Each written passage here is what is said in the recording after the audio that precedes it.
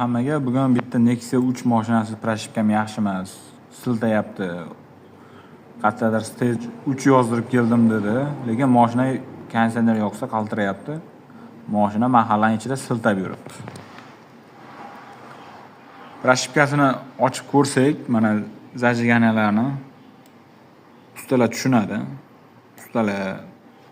Endi shofyorlar ham tushunadi. Bir xillari.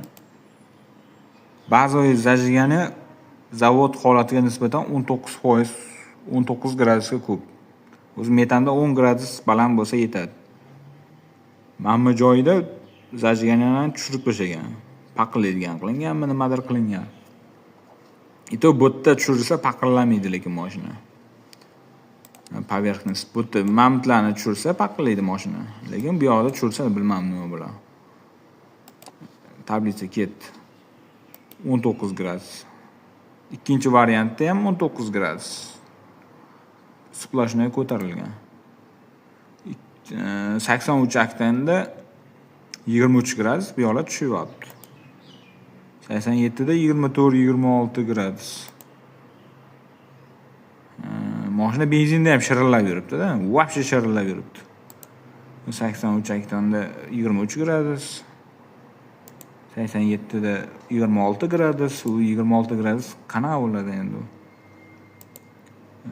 Aktan 95 23 gradus. Zajiganalar, o'zlar. Mana nega unaqa qilingan? Poverxnost ko'rsanglar, vobshe ana jinnicha bo'lib qolgan. Aferlarni ko'ramiz, tablitsa. Ana unga nisbatan aferlar ancha tushgan. Benzin sepishlari ko'proq sepadigan qilinganda, xullas.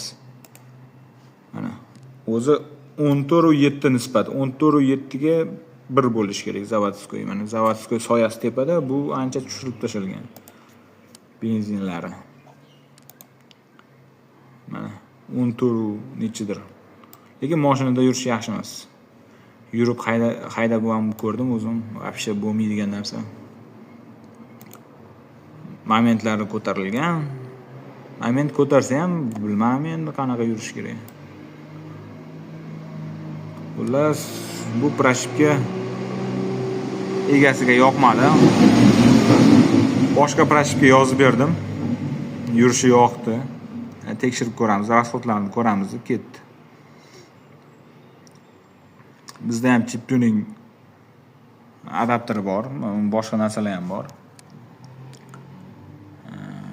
Modullari ancha ko'p, sizlar o'ylagandan ko'p, lekin